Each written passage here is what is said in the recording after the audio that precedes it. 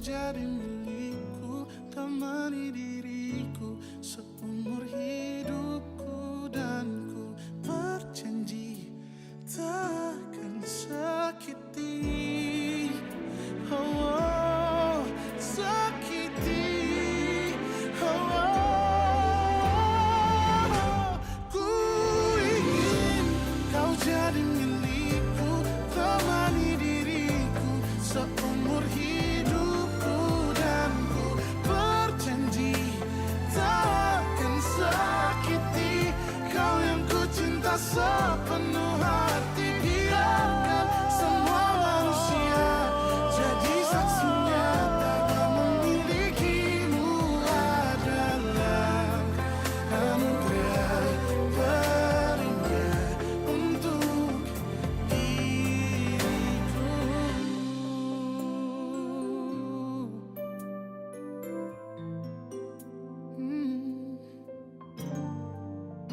Untuk diriku.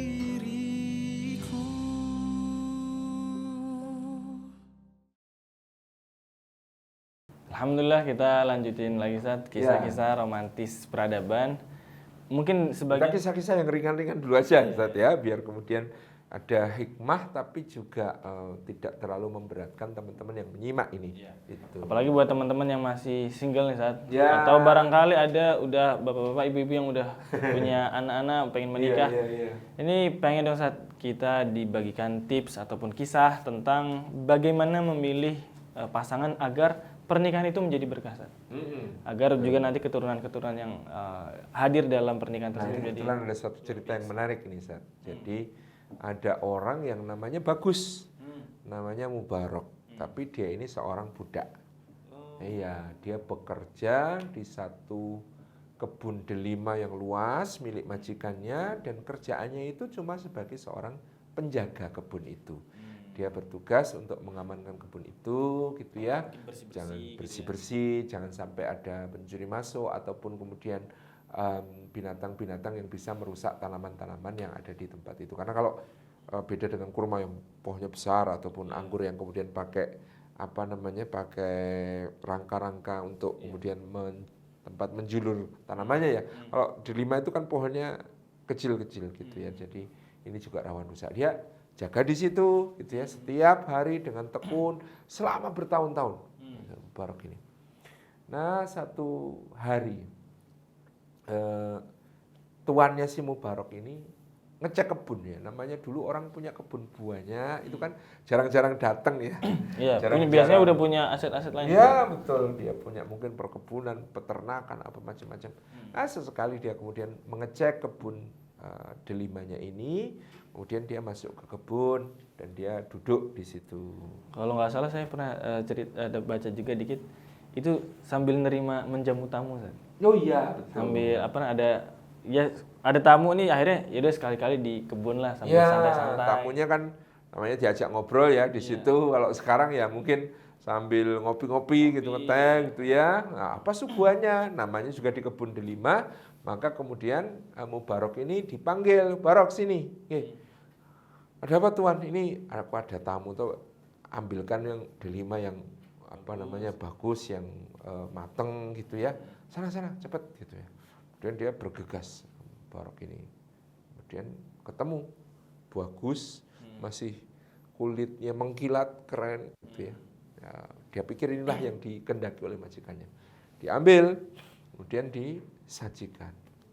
Majikannya membuka, namanya delima gitu. Loh, gini, ini belum matang ini masih ranum, masih muda mentah ini, belum bisa dimakan. Kamu tuh gimana, Mubarok? Salah, ambil lagi kana.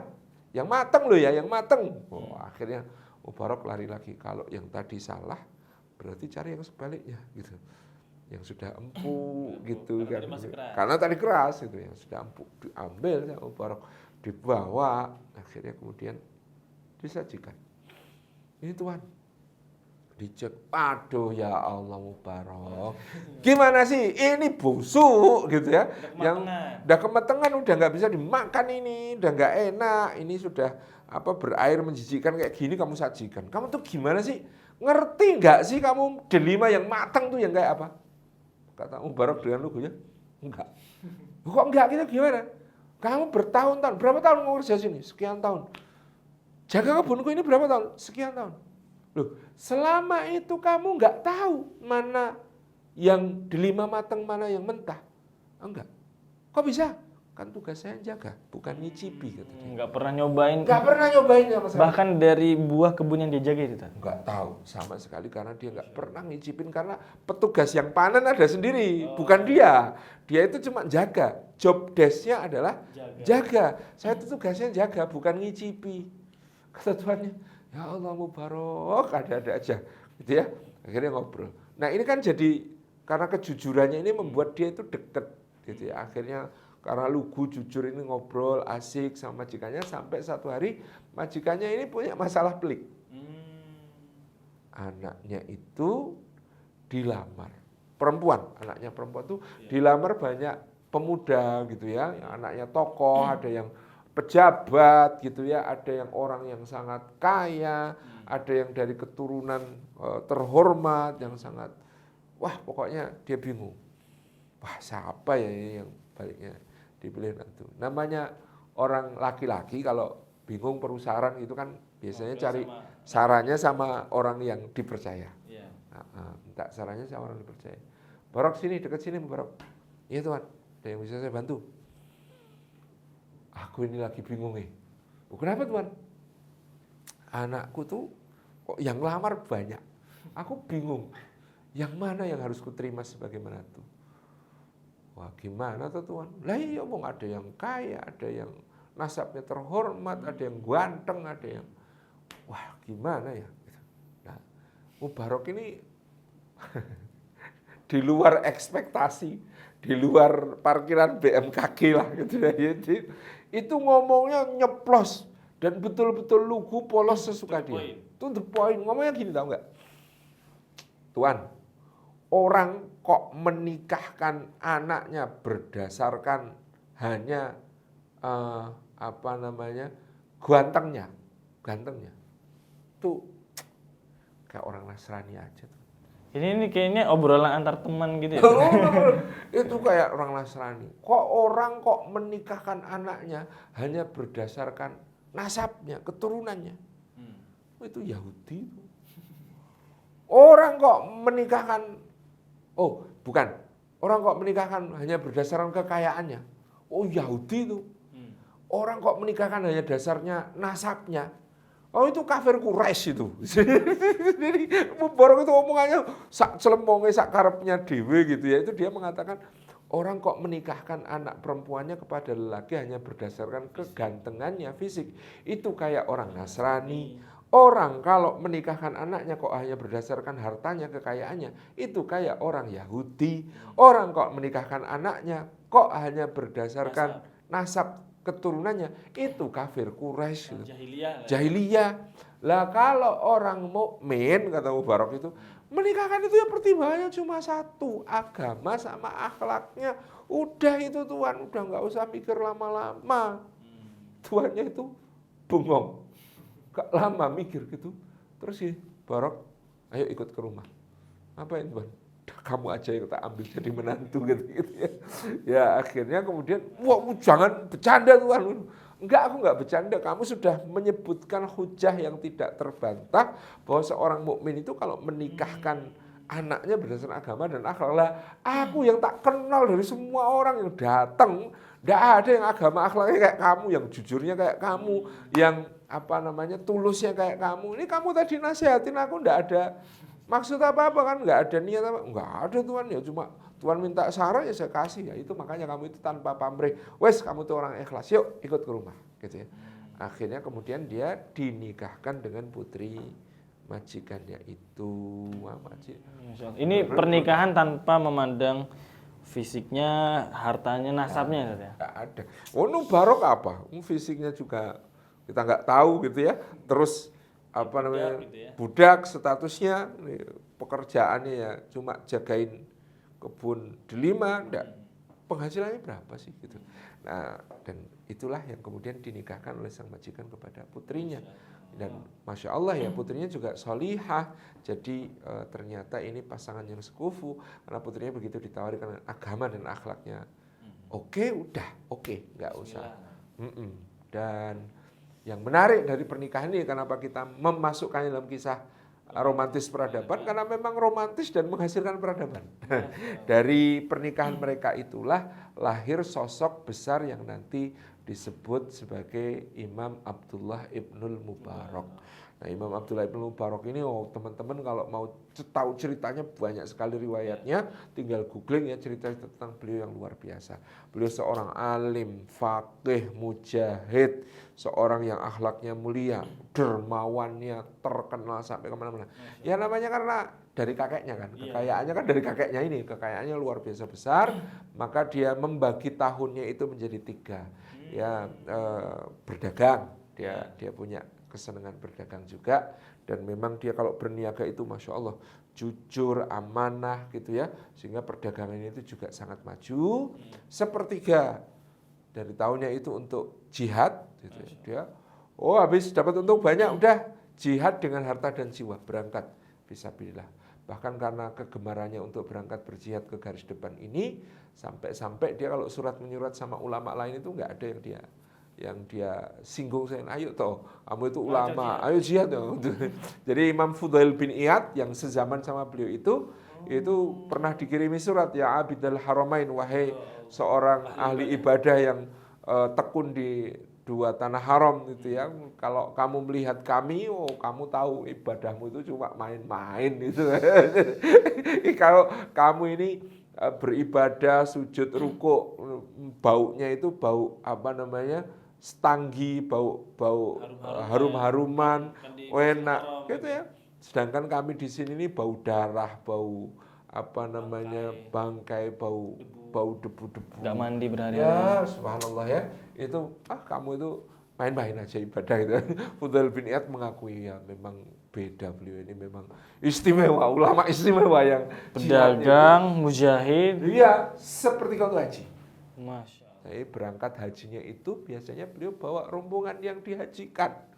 Jadi saking dermawannya itu tadi, dia sering menghajikan orang-orang untuk berangkat haji bersamanya. Dan salah satu karomah beliau yang muttafaq alaih, diceritakan oleh begitu banyak orang, itu adalah beliau suatu saat mau berangkat berhaji melewati satu kampung yang paceklik. Ketika kemudian beliau lihat kampung itu paceklik, kelaparan, beliau nggak jadi haji, semua barang perbekalan dan apa namanya yang dimilikinya ketika itu dia gunakan untuk menyelamatkan kampung itu dari kelaparan dan paceklik. Nggak jadi berhaji padahal sudah mempersiapkan. Karena mungkin juga memang bukan haji yang fardu yang pertama kali. Iya, bukan yang pertama. Itu bukan yang pertama, dan itu beliau melihat kampung itu lebih urgent untuk dibantu, beliau bantu semuanya. Kemudian selesai musim haji, beliau kan sudah balik kampungnya karena habis nolong kampung itu, dia balik ke kampungnya di rumah, ya dengan ada rasa sedih juga, ya tahun ini kok nggak bisa haji, qadarullah gini-gini. Terus orang-orang datang ke tempat beliau itu. Masya Allah, terima kasih atas semua bantuanmu kemarin di haram. Saya itu bingung, apa? Saya nggak ke haram. Ada, jangan bercanda. Kami semuanya lihat kok kamu di haram. Di haram juga kamu bagi-bagi berbagai macam untuk berbagai macam orang. Kamu kasih makan, kamu kasih pakaian, kamu kasih air, kamu kasih ini buah-buahan macam-macam. Sedekah-sedekah di ketika kemudian di musim haji itu padahal dia nggak berangkat. Padahal dia menyelamatkan satu kampung tadi. Jadi itu diantara karomahnya Imam Abdullah Ibnul Mubarak. Dia, ya ada yang mengomentari, ulama yang mengomentari itu diwakili malaikat. Jadi ketika dia berhaji itu diwakili oleh malaikat. Berarti hajinya pun sudah dianggap haji saat itu. Dan dianggap haji. Walaupun gitu nggak berangkat gitu ya. Allah, gitu ya. Terus ada karomah lain tentang dia juga cerita tentang musim haji itu dengan riwayat yang mirip. Dia nggak jadi haji. Kemudian dia menyelamatkan orang-orang gitu. Terus ada ulama-ulama yang mimpi tapi nggak janjian kok sama gitu. Apa mimpinya? Mimpinya itu sesungguhnya tahun ini semua orang hajinya tertolak. Tetapi kemudian mereka mendapatkan kemabrurannya karena salah seorang yang tidak jadi berhaji, yaitu Abdullah bin Mubarak gitu. Jadi memang beliau ini penuh dengan kewalian dan karomah. Jadi banyak cerita beliau yang ditulis oleh Imam Abu Nu'aim al-Asfahani di dalam Hilyatul Auliya wa Tabaqatul Asfiya itu memang cerita-cerita yang ajaib. Beliau ketemu orang yang ngomongnya cuma Quran tok. Gitu. Perempuan padahal, jadi dia ngomongnya cuma pakai ayat Quran. Beliau juga ketemu ada satu budak, satu malam ketika sholatul istisqa, dia itu berdoa kepada Allah dengan lirih, ya Allah demi kemuliaan-Mu dan cintamu kepadaku, turunkanlah hujan. Demi cintamu kepadaku, umat ini sudah hampir binasa, turunkanlah hujan. Lalu hujan turun deras. Itu wali yang tadi yang nggak ketahuan itu. Iya, kata Imam Abdul Barak. Ini siapa ini? Ini orang siapa ini? Dicari-cari. Ini ternyata budak. Seorang budak yang ikut istisqa ketika itu kemudian dia cari. Ya Allah.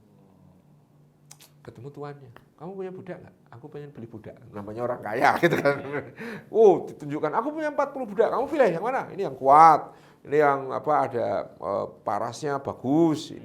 Ini orangnya kerja keras, rajin. Ini. Udah kamu pilih. Dicari-cari, nggak ada. Ciri-cirinya bukan ini.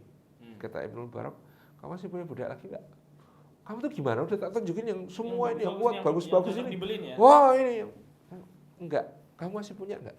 Ada satu tapi lemah, nggak bisa ngapa-ngapain, tiap hari cuma nangis ini. Temukan saya dengan orang itu. Ditemukan. Kata Ibnu Barak, ini orangnya. Bro, boleh tanya bro gitu.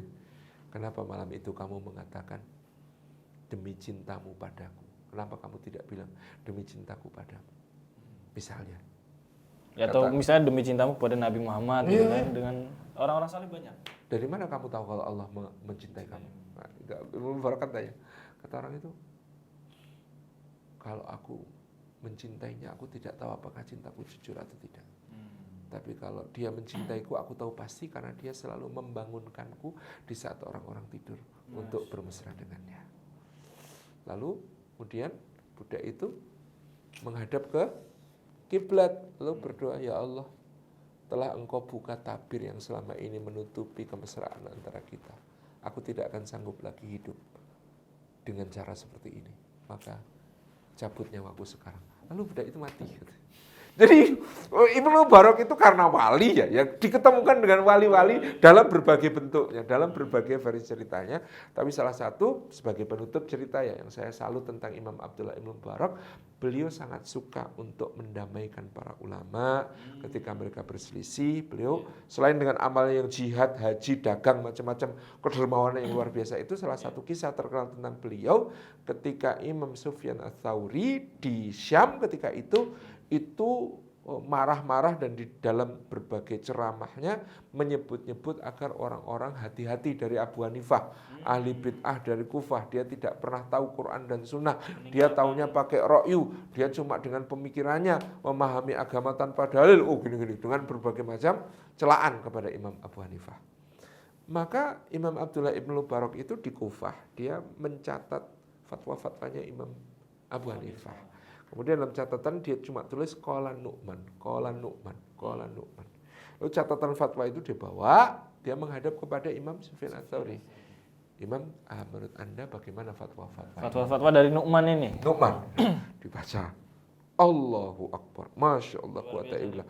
Ini yang berfatwa pasti seorang yang sangat alim, yang sangat faqih, yang sangat aqra, dia paham Quran dengan segala cabang ilmunya. Dia pasti paham hadis dengan segala cabang ilmunya. Ini bukan sembarang orang. Dia telah memberikan kepada umat pemahaman yang sangat penting, memahami Al-Quran dan Sunnah dengan cara yang luar biasa.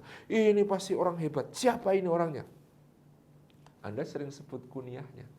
Ini kok Nu'man itu siapa? Nu'man itu. Akhirnya Imam Abdullah Ibnu Barak bilang, itulah Abu Hanifah yang sering Anda sebut. Abu Hanifah An-Nu'man. Abu Hanifah itu namanya An-Nu'man bin Sabit. Dan ini adalah fatwa-fatwanya. Astagfirullahaladzim, kata Imam Sufyan Ats-Tsauri.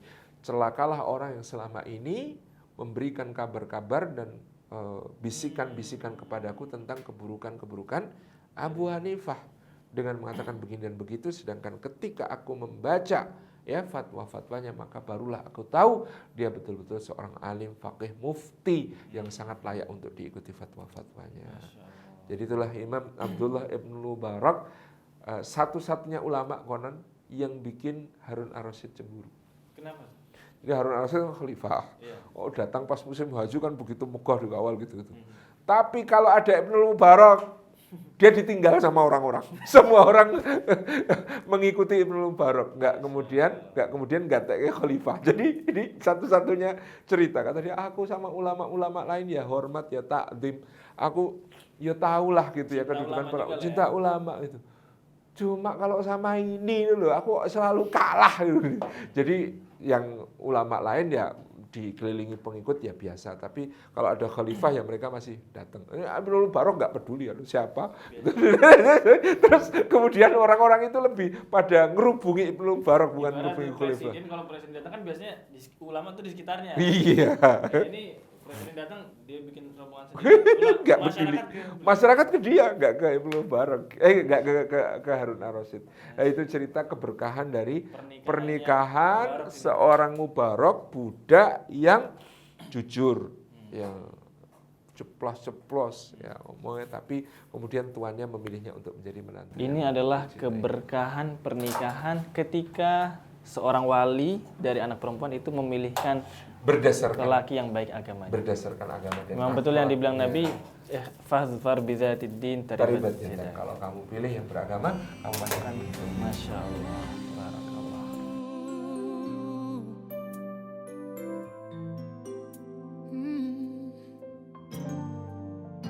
Untuk